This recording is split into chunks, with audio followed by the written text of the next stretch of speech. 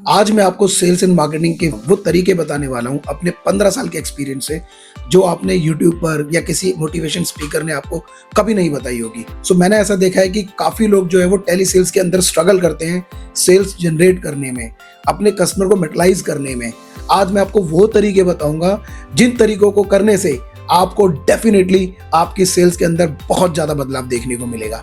सो जो मैं आपको पॉइंट्स बताने वाला हूं, आप एक डायरी और पेन लेकर नोट डाउन करना शुरू कर दीजिए।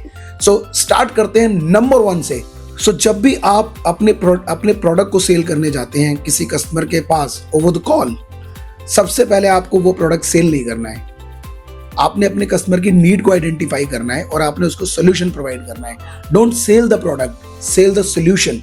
और ये कब कर पाओगे? जब आप उसकी पूरी बात सुनोगे। आप अपने क्लाइंट को बोलने दीजिए। जितना ज्यादा आपका क्लाइंट बोलेगा, जितना ज्यादा वो अपने बिजनेस के बारे में बताएगा, उतना ज्यादा आपको उसकी नीड का पता चलेगा, आपको उसकी अर्जेंसी का पता चलेगा, आपको ये पता चलेगा कि एक्चुअल में आपके क्लाइंट को क्या चाहिए। एक एवरेज सेल्समैन क्या होता है, वो जाते ही अपने प्रोडक्ट को धड़ाधड़ बेचना स्टार्ट कर देता है और वो पिचिंग स्टार्ट कर देता है। हम ऐसा करेंगे, हम वैसा करेंगे, हम ये करेंगे, हम वो करेंगे और हम आपको बहुत अच्छा डिस्काउंट देंगे, आज ही करोगे तो हम ऐसा कर देंगे। तो आपको ये सेल्स पिच को छोड़ना पड़ेगा। तो देखिए, जब आप कस्टमर को प्रोडक्ट सेल ना करके आप उसको सोल्यूशन देते हो तो कस्टमर आपके इंटेंशन को फील करता है। आपका इंटेंशन सोल्यूशन देने का है, आपका इंटेंशन उससे पैसा लेने का है, या आपका इंटेंशन ये है कि बस मैं किसी तरह अपनी बात बता दूं और बाद में जाकर अपने मैनेजर को या अपने टीएल को बोलूंगा मेरा एक प्रपोजल डन हो गया। आपको क्या बताना है अपने कस्टमर को कि देखिए, जो आपकी प्रॉब्लम है अब वो आपकी प्रॉब्लम नहीं है, अब वो प्रॉब्लम मेरी है। आप बस रिलैक्स बैठिए, सारा काम हम आपको करके देंगे। जो भी आपके काम का प्रोसेस होता है वो अब आप उसको बताइए। अब देखिए, इसमें आता है नंबर 2। नंबर 2 क्या पॉइंट होता है? जब कोई कस्टमर आपको नो कह देता है या जो प्रोडक्ट आप सेल करने गए हो उसको खरीदने से मना कर देता है, सो जैसे ही नो सुनते हैं 90% सेल्समैन जो है, 90% जो टेलीकॉलर्स हैं, उनकी कॉल वहीं खत्म हो जाती है। सो आपको समझना पड़ेगा, every no is not just a no. So every no is not a rejection. आपको क्या करना है? आपको वहां से फाइंड आउट करना है जो वो पक्का खिलाड़ी होता है आपकी सेल्स का। आप ही ऑफिस के अंदर एक ऐसा सेल्समैन जो होता है जो नो के बाद कॉल स्टार्ट करता है, वो होता है एडवांस सेल्समैन, वो होता है सुपर सेल्समैन। वो उस नो को नो नहीं लेता, वो उस नो पर बल्कि क्यूरियस होता है। वो ये पता लगाने की कोशिश करता है नो क्यों मना करा आपने। अब जब मैं कहता हूँ क्यों मना करा, ये आपको दिमाग में चलना चाहिए।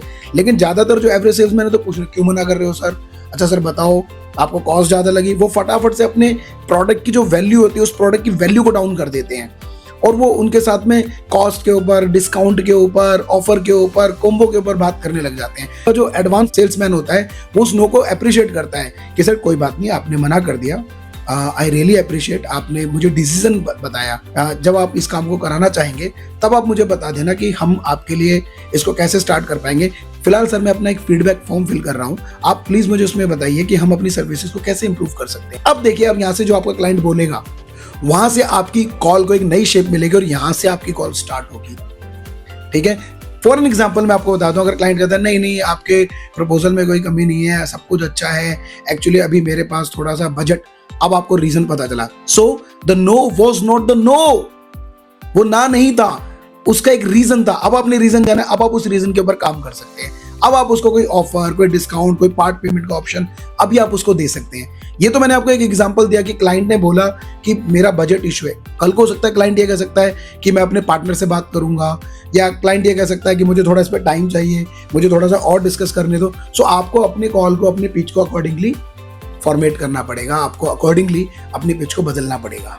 देखिए, जो छोटी छोटी चीजें होती है ना, वो बड़े इम्पैक्ट डालती हैं आपके मंथली परफॉर्मेंस के ऊपर।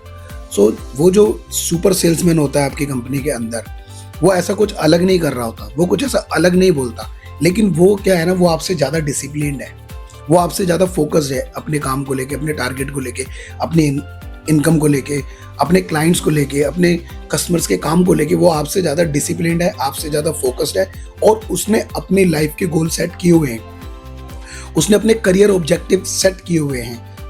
आप कभी भी देख लेना, सेम ट्रेनिंग दी जाती है, सेम फैसिलिटीज दी जाती हैं, सब कुछ सेम होता है, लेकिन रिजल्ट अलग अलग क्यों होते हैं? वो रिजल्ट इसीलिए अलग अलग होते हैं क्योंकि सबके माइंडसेट अलग अलग होते हैं। सो जब आप अपने कस्टमर के माइंडसेट को समझते हो, आप अपने माइंडसेट के ऊपर काम करते हो, आप डिसिप्लिन होकर काम करते हो, सेल्स बिकम ईजी, बहुत आसान हो जाती है सेल करना। नंबर 5, देखिए, एक सिचुएशन ऐसी भी आती है जब कस्टमर हमारे साथ कॉन्वर्सेशन में आता है और वो हमारे सॉल्यूशंस को अपोज करता है, ठीक है ना, हमारे सॉल्यूशंस के ऊपर क्वेश्चन करता है, यानी वो अपने डाउट्स क्लियर कर रहा है। लेकिन होता क्या है कि जो एक एवरेज सेल्समैन होता है वो उन डाउट से चिढ़ने लग जाता है, उसको सॉल्यूशन ना देने की जगह पर आर्ग्यूमेंट विन करने की कोशिश करता है कि किसी तरह से जो मैं हूं ना, मैं अपनी बात को सही कर दूं और अपने कस्टमर को गलत साबित कर दूं। जबकि यहाँ पर किसी को सही और किसी को गलत करने की जरूरत नहीं है। हमें अपने क्लाइंट को समझकर उस आर्ग्यूमेंट को, भले ही आप हार जाओ, ठीक है, आप आर्ग्यूमेंट हार गए और आपका कस्टमर आपसे जीत गया, लेकिन आपने सोल्यूशन सही प्रोवाइड कर दिया, आपने उसको गाइड सही कर दिया। इवन दो कई बार ऐसा होता है कि कस्टमर को बहुत लिमिटेड नॉलेज होती है और उस लिमिटेड नॉलेज के अकॉर्डिंग वो आपको आंसर कर रहा होता है, लेकिन इसका मतलब नहीं कि आपका कस्टमर गलत है, उसको उतनी नॉलेज है, वो उस नॉलेज के हिसाब से बोल रहा है। आपको वही अप्रिशिएट करना है कि सर बहुत अच्छी बात है, आपका ये फील्ड ना होते हुए भी आपको इतनी नॉलेज है, इसकी मैं सर बहुत अप्रिशिएट करता हूँ। बस इसमें सर एक छोटा सा एडिशन में कर देता हूँ, आपने सही बात बोली है, उसके बाद आप अपनी बात रख सकते हो। नंबर 6, एक स्ट्रॉन्ग पाइपलाइन ही आपका फ्यूचर होती है। स्ट्रॉन्ग पाइपलाइन यानी कि हमारे वो क्लाइंट्स जो हमारे फॉलोअप लिस्ट में होते हैं, जो प्रोस्पेक्ट होते हैं, जो कमिटेड होते हैं। वीक पाइपलाइन जनरेट करती है स्ट्रेसफुल सेल्समैन और एक स्ट्रॉन्ग पाइपलाइन जनरेट करती है एक confident salesman. Number 7, follow up is caring. क्या होता है, देखिए सेल्स एंड मार्केटिंग के अंदर, टेलीकॉलिंग के अंदर मैंने ऐसा भी देखा है कि लोग जो होते हैं ना वो फॉलोअप करने से डरते हैं। वो सोचते हैं अगर हम क्लाइंट को बार बार फॉलोअप करेंगे ना तो हमारा क्लाइंट जो है वो इरिटेट हो जाएगा। जबकि जो एक सुपर सेल्समैन होता है, एक एडवांस सेल्समैन होता है, वो उसको बहुत अलग तरीके से देखता है। अब अलग तरीके से देखने का मतलब क्या हुआ, अगर आपने अपने क्लाइंट को, जो मैंने आपको पहले पॉइंट बताए हैं, उस तरह से अगर आप उस फॉलोअप में लेकर आए हो, जहाँ पर आपने कुछ बेचने की कोशिश नहीं की है, जहाँ पर आपने सोल्यूशन प्रोवाइड किया है, तो फॉलोअप जब आप अपने क्लाइंट को करोगे, आपका क्लाइंट आपके कॉल का वेट करेगा, वो आपको खुद कॉल करेगा। आप फॉलोअप जो होगा वो दोनों तरफ से होगा, आपका क्लाइंट भी आपको कॉल करता है, आप भी उसको कॉल करते हो, समझे। क्लाइंट कब भागता है, क्लाइंट तब भागता है जब उसको पता है कि ये कॉल करेगा पैसा मांगेगा, ये कॉल करेगा पैसा मांगेगा, ये कॉल करेगा पैसा मांगेगा, लेकिन ये कॉल करेगा कुछ मुझे अच्छा बताएगा, ये कॉल करेगा मुझे कुछ सोल्यूशन देगा, कुछ बेटर, कुछ और चीज बताएगा। यार मेरे दिमाग में एक क्वेश्चन आ रहा है, क्यों ना मैं इसको फोन करके पूछ लूँ। तो जहाँ पर क्लाइंट कंफर्टेबल रहेगा आपके साथ बात करने में, जहाँ पर क्लाइंट को कंफर्ट रहेगा, वो आपको कॉल करेगा, वो पूछेगा आपसे। नंबर 8 जो मैं आपको बताने वाला हूँ, ये सेल्स में सबसे बड़ी मिस्टेक और सबसे ज़्यादा की जाने वाली मिस्टेक है। ये मैंने अपने करियर में जॉब करते हुए भी मैंने देखा और आज मैं अपना बिजनेस करता हूँ, अभी भी मैं देखता हूँ। क्या होता है कि किसी भी कस्टमर के साथ आप एक लॉन्ग टर्म रिलेशन में रहो, sell and disappear, sell and disappear. अगर आप इस तरह के सेल्समैन हो, आपका कस्टमर आपको कभी भी पे नहीं करेगा और आपकी एक अच्छी स्ट्रॉन्ग पाइपलाइन नहीं बन पाएगी, और क्लाइंट छोड़ो, आप एक अच्छे सेल्समैन नहीं बन पाओगे। सो ज़्यादातर लोग क्या करते हैं, प्रोडक्ट बेचा, सर्विस बेची, गायब।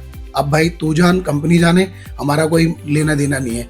सो ऑलवेज आप अपने क्लाइंट के साथ एक ऐसा रिलेशन बिल्ड करके चलो जहाँ पर वो क्लाइंट आपके लिए, आपको देखते हुए, आपके कहने पर कोई चीज़ तब ले ले जब आपको ज़रूरत हो। तो जब आप एक ऐसा रिलेशन बना के चलते हो और क्लाइंट को जरूरत नहीं भी होती है, लेकिन आपका रिलेशन बड़ा स्ट्रांग है और आपने बोल दिया सर आज एक स्कीम लगी है, थोड़ी मेरी हेल्प कर सकते हो क्या, तो जहाँ आपका रिलेशन अच्छा होगा ना, वहाँ आपका क्लाइंट बोलेगा हाँ हाँ कोई बात नहीं, आप मुझे बताओ, आप भेजो मुझे डिटेल, मैं आपकी पेमेंट करता हूँ।